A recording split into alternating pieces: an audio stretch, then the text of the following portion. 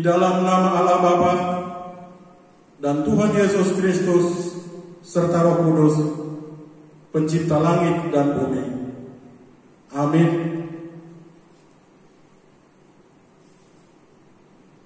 Bersorak-sorailah hai orang-orang benar dalam Tuhan, sebab memuji-muji itu layak bagi orang-orang jujur. Haleluya, haleluya, haleluya. Haleluya, haleluya, haleluya.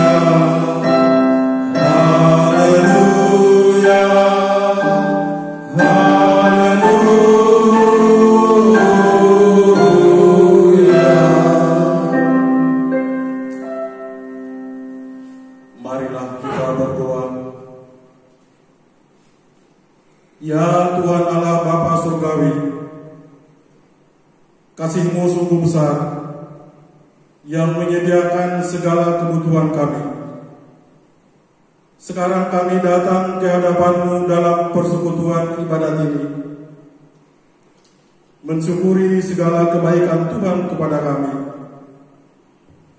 Kiranya Roh Kudus hadir dalam persekutuan ibadah ini, membangkitkan jiwa serta membangunkan hati kami, supaya mampu menyaksikan kasih setia-Mu di dalam kehidupan kami sehari-hari. Dalam nama Yesus Kristus kami berdoa. Amin. Mari kita memuji Tuhan melalui Pirum Jemaat nomor 355 ayat 1 dan 2.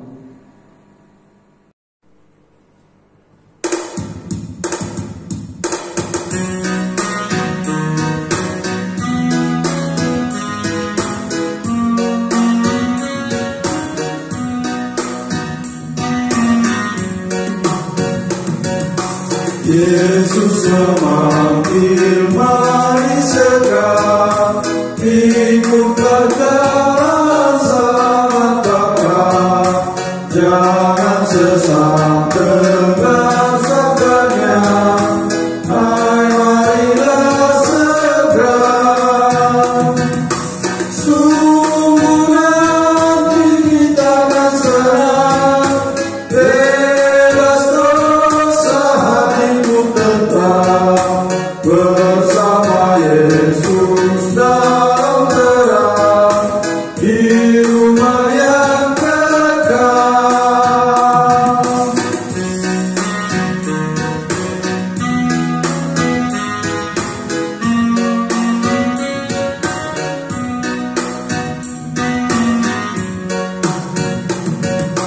Hai marilah kecil dan besar, biar hatimu kira benar. Pilihlah Yesus, jangan gentar. Hai mari datanglah. Sungguh nanti kita akan serang, bebas dosa hatimu tetap bersama Yesus dalam terang di rumah yang kekal.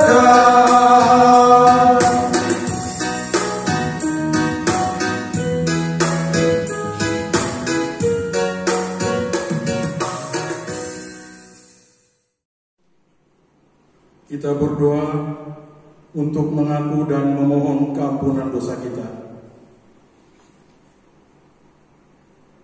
Ya Tuhan Allah Bapa kami yang Maha Kasih, sumber berkat bagi kehidupan kami, Engkau setia menyertai dan melindungi kami dalam kegiatan kami sehari-hari, serta memberikan berkat kepada kami. Apa yang kami miliki adalah pemberian-Mu semata, harta, kesehatan, pengetahuan, dan segala yang ada pada kami. Namun semua itu sering kami pergunakan justru untuk hal yang sia-sia. Bahkan seringkali kami pergunakan sebagai alat untuk berpaling daripada-Mu. Bapa yang baik, kami telah berdosa kepada-Mu. Ampunilah kami atas segala dosa kami. Anugerahkanlah kepada kami hikmat sehingga kami mampu mempergunakan apa yang kami miliki untuk segala kebaikan sesuai dengan kehendak-Mu. Dalam nama Yesus Kristus, kami memohon keampunan dosa kami. Amin. Dengarlah firman Allah yang menjanjikan keampunan dosa. Hanya sesaat lamanya aku meninggalkan engkau, tetapi karena kasih sayang yang besar, aku mengambil engkau kembali. Dalam murka yang meluap, aku telah menyembunyikan wajahku terhadap engkau sesaat lamanya. Tetapi dalam kasih setia abadi, aku telah mengasihi engkau, firman Tuhan penebus-Mu. Kemuliaan bagi Allah di tempat yang maha tinggi. Amin. Kita kembali memuji Tuhan melalui Kidung Jemaat nomor 407 ayat pertama dan keempat.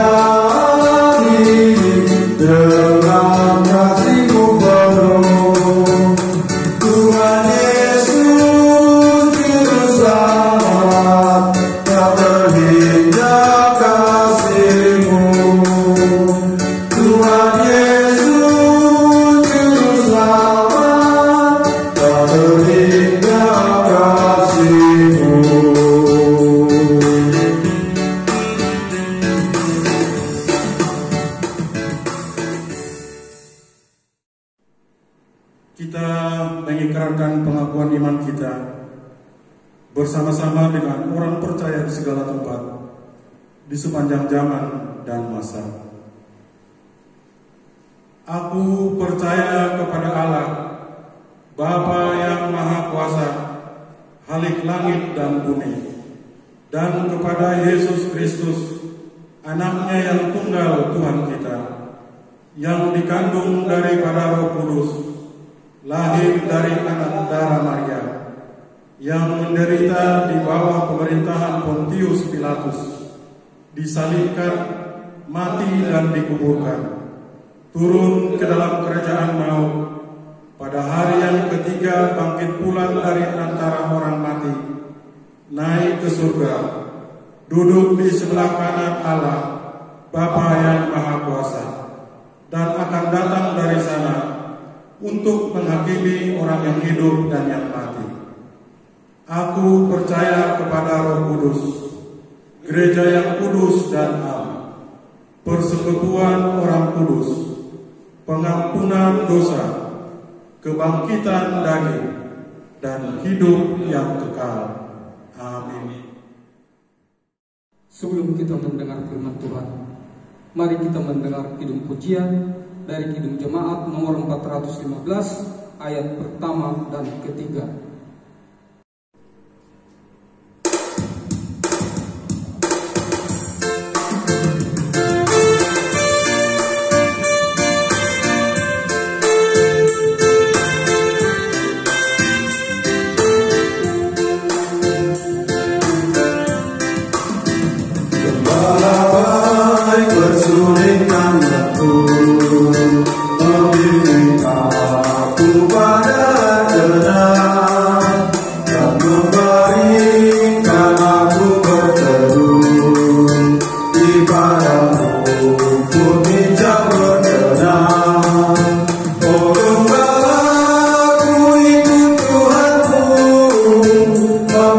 mataku tetap hening, mengalir dalam sungai kasih-Mu, kuasa damai terang bening.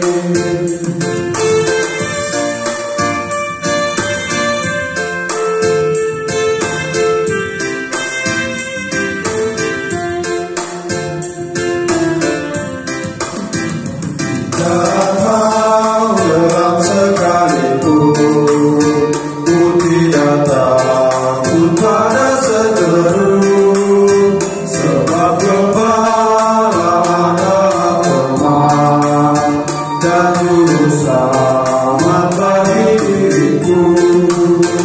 Oh Gembala, ku ikut Tuhanku, membuat aku tetap hening, mengalir dalam sungai kasih-Ku, kuasa damai terang bening.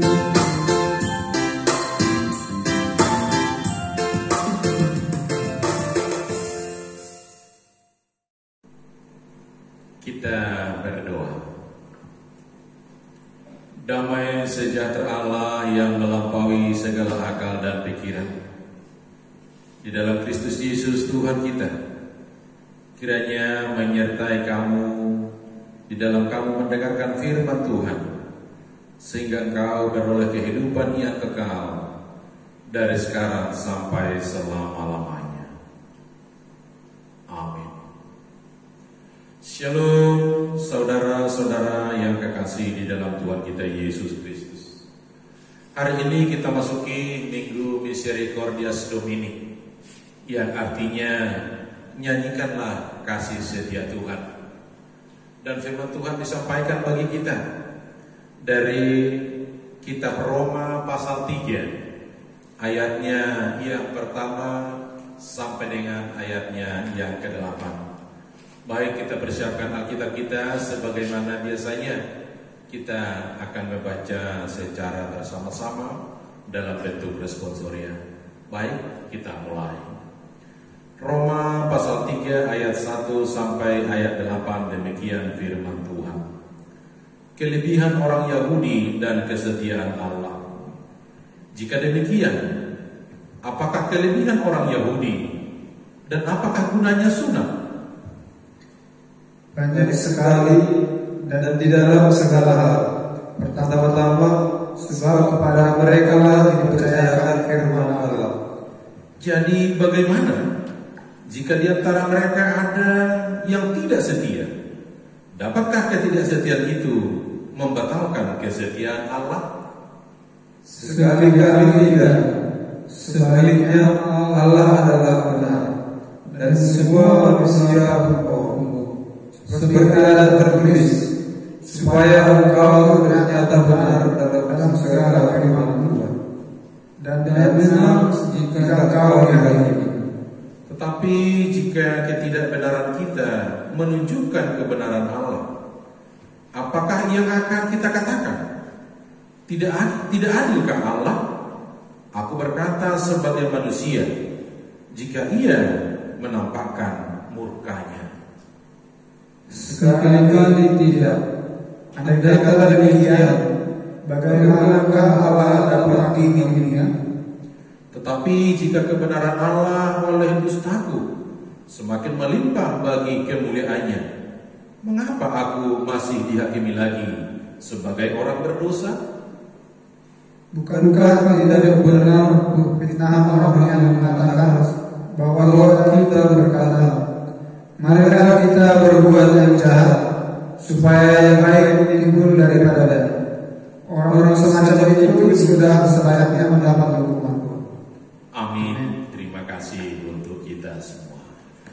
Baik saudara-saudara yang dikasihi Tuhan kita Yesus Kristus, ada sebuah kisah seperti ini.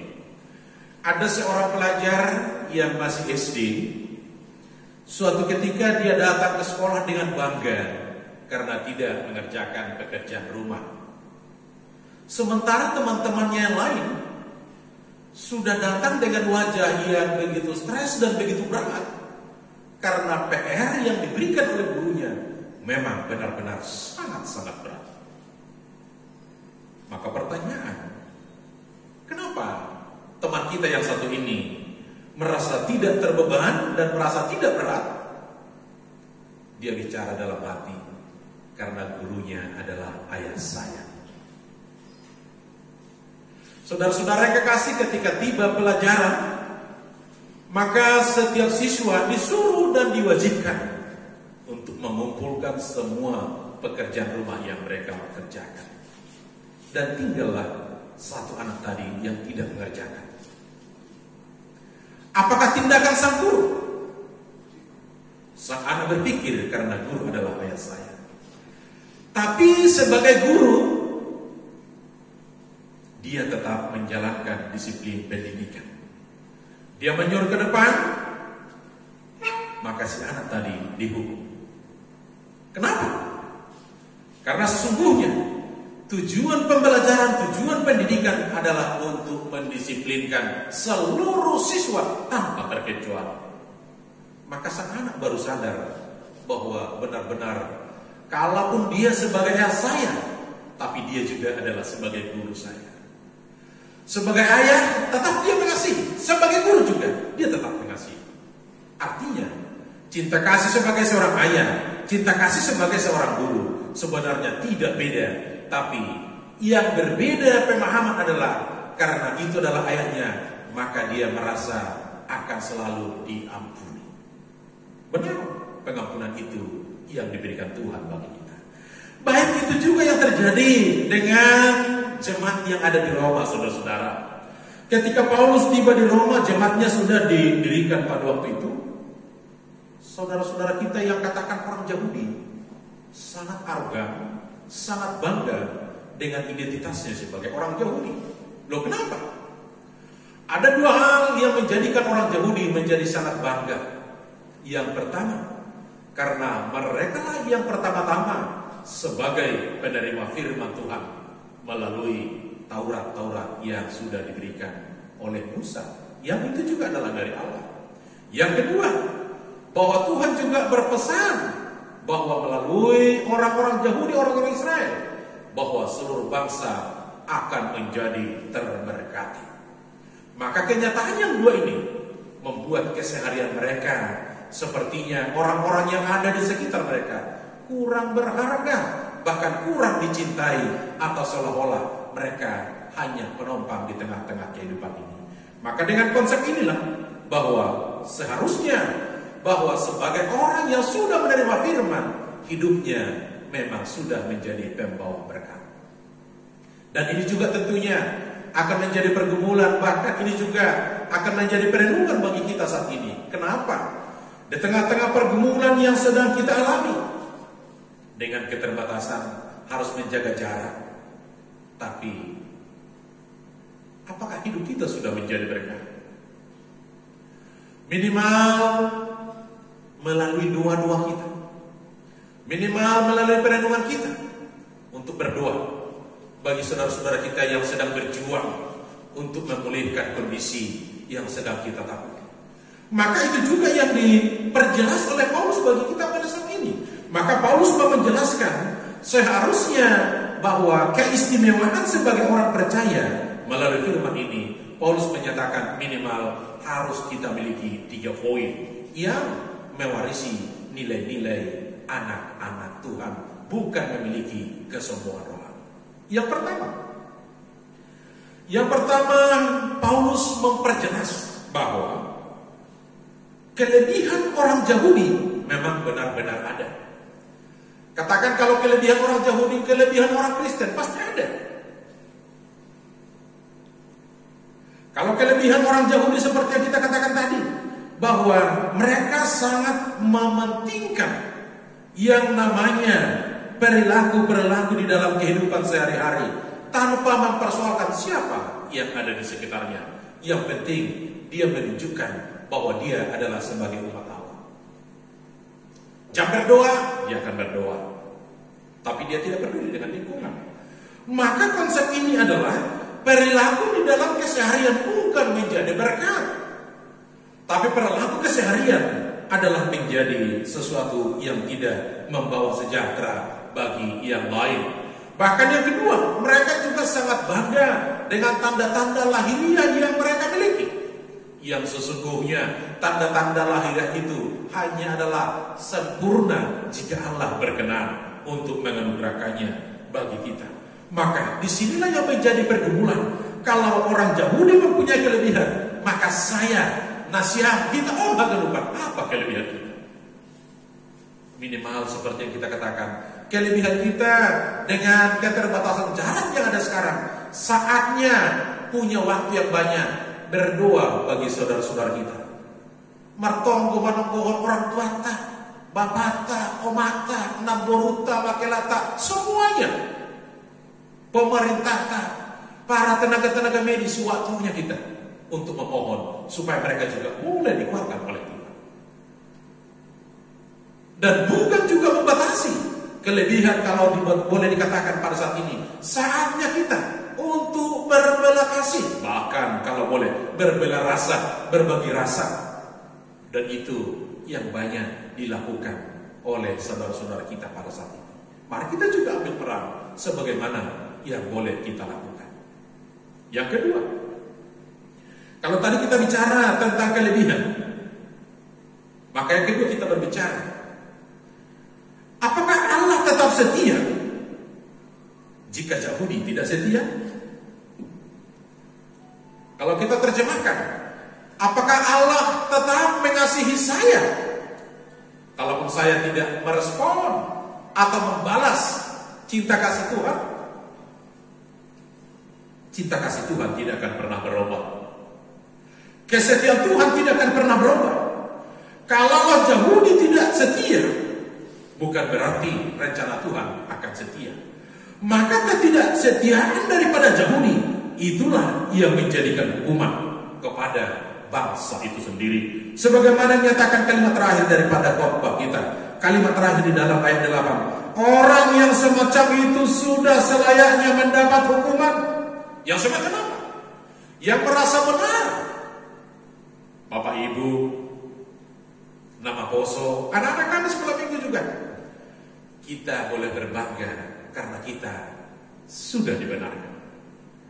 Kita boleh berbangga karena sesungguhnya pembenaran kita terjadi melalui proses salib daripada Kristus. Sesungguhnya itulah kesetiaan, sesungguhnya itulah cinta kasih yang paling besar yang dianugerahkan Tuhan bagi kita. Jadi, kalaupun kita tidak setia, ingat, cinta kasih Allah akan tetap berpihak kepada kita.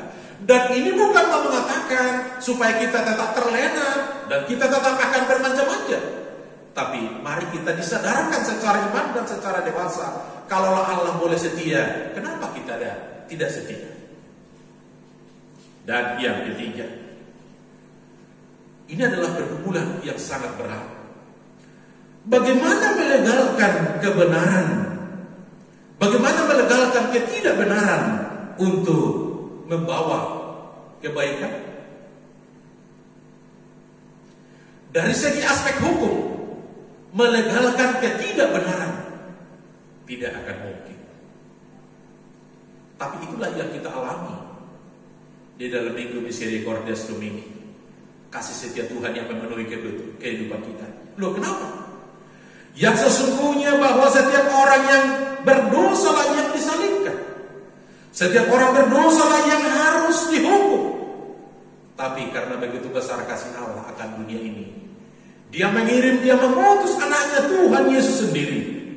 Sekali untuk seumur hidup, sekali untuk sepanjang zaman, untuk rela disalibkan. Maka inilah proses legalitas bahwa kebenaran itu kita alami. Karena apa? Penghukuman tetap dilakukan, penghukuman tetap berjalan, tapi cinta kasih Tuhan memenuhi, mengambil alih daripada hukuman yang seharusnya diberikan kepada kita. Artinya, kalau itulah yang terjadi, apalah yang boleh kita banggakan sebagai seorang Kristen? John Iliaman berkata, masih bangga dong. Tidak ada Bapak Ibu.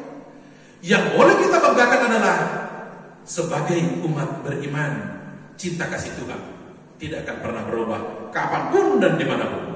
Maka saatnya bagi kita sebagai umat percaya, mari untuk boleh senantiasa menghormati, menghargai, mempergunakan seluruh anugerah, seluruh berkat Tuhan yang sudah dicurahkan bagi kita.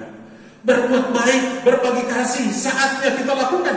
Berbuat baik bukan karena kita sudah menerima kebaikan dari orang lain, tapi berbuat baik karena Tuhan sudah terlebih dahulu berbuat baik kepada kita. Maka itulah kelebihan sebagai umat percaya, itulah keistimewaan sebagai umat percaya, bahwa kebaikan Tuhan tidak akan pernah berubah warna. Kalau kita terkadang mungkin terlena, mungkin juga terpengaruh oleh godaan-godaan yang ada di tengah-tengah kehidupan ini. Maka sesungguhnya berbahagialah sebagai orang percaya, karena kebahagiaan kita dan kebahagiaan sukacita kita karena Tuhan senantiasa berpihak dan ada bersama-sama untuk memahami posisi dan dinamika kehidupan kita. Amin. Kita doa. Bapa di dalam surga, kami bersyukur buat firman-Mu yang sudah meneguhkan kami. Kalau jauh ini tidak benar, kami juga banyak tidak benar. Tapi kami sungguh bahagia karena ketidakbenaran kami Tuhan tidak memperhitungkan, karena anugerah dan cinta kasih-Mu senantiasa melampaui akal dan pikiran, bahkan menjernihkan hati dan pikiran kami. Maka berkati kami seluruh jemaat-Mu, khususnya di GKPS Palangkaraya, keluarga demi keluarga yang mengadakan ibadah di rumah masing-masing. Berkati kami pribadi lepas pribadi, dimanapun kami boleh berada saat ini. Kalaupun kami tidak boleh bersama-sama di gereja-Mu, tapi biarlah tempat kediaman kami menjadi altar kehadiran-Mu yang boleh membahagiakan setiap pribadi yang menjadi anggota jemaat-Mu. Berkati kami atas seluruh pergumulan yang kami alami. Biarlah dengan pergumulan, dengan dinamika kehidupan, maka kami senantiasa sujud untuk memohon pertolongan, untuk memohon kekuatan yang bersumber dari Tuhan. Khususnya kepada saudara-saudara kami yang masih di dalam perawatan, kiranya cinta kasih-Mu yang senantiasa menjamah hati dan pikiran mereka. Begitu juga dengan keluarga, untuk boleh menolong mereka senantiasa. Berkati saudara-saudara kami, orang tua kami, para hamba-hamba-Mu yang masih di dalam perawatan hingga saat ini. Bapak Samar JP Damani, Bapak Sitko J. Sinaga, Opuk Jonara Boru, biarlah Tuhan yang senantiasa menganugerahkan cinta kasih di tengah-tengah kehidupan mereka.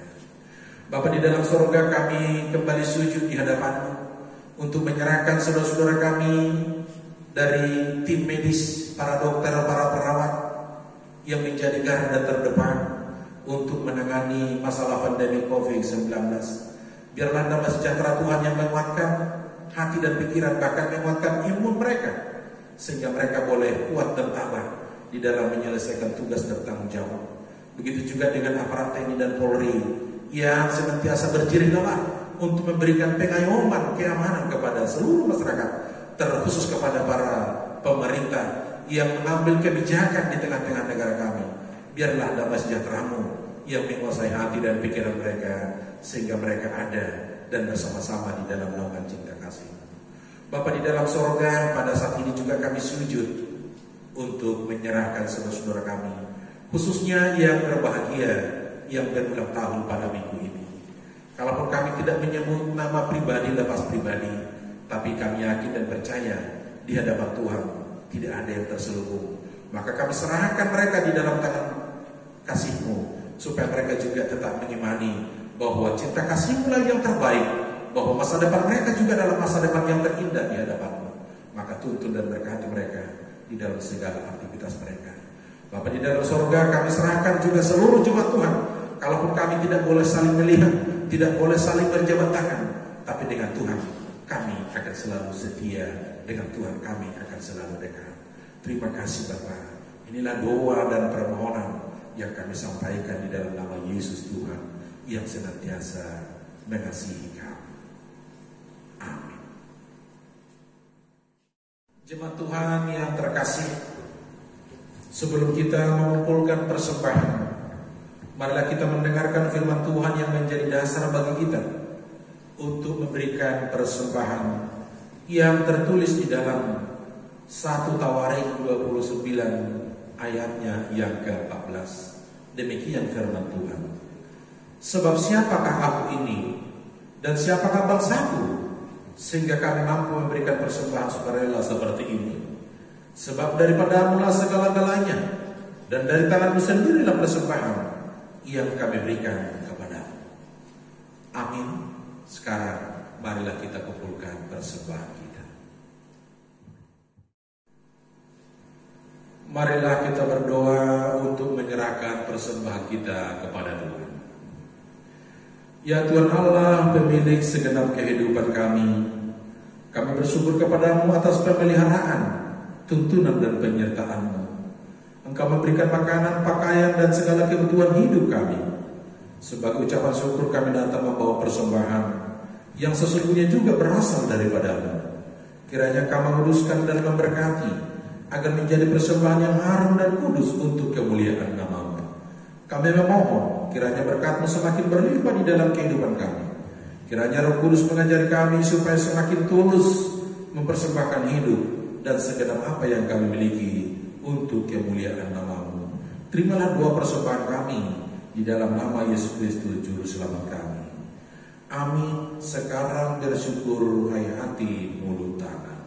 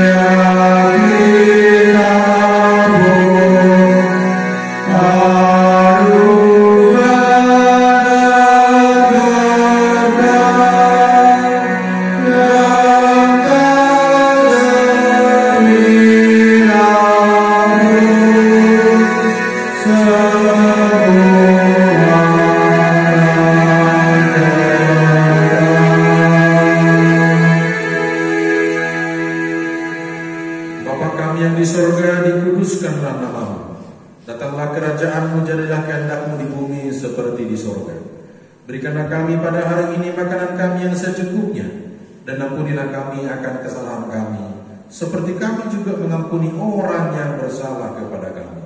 Dan janganlah membawa kami ke dalam pencobaan, tetapi lepaskanlah kami daripada yang jahat.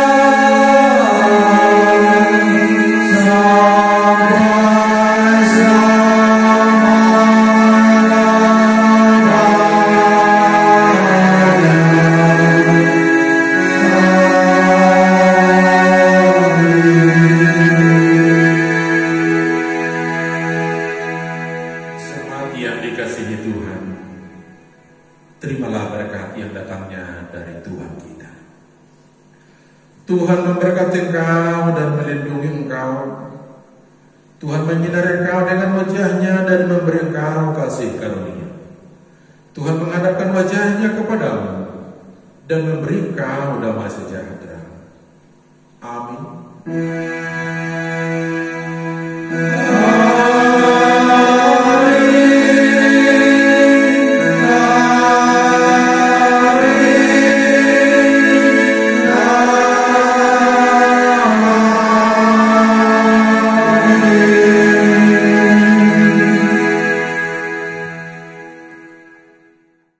Shalom, selamat hari Minggu, salam para orasan dan tenaga depan.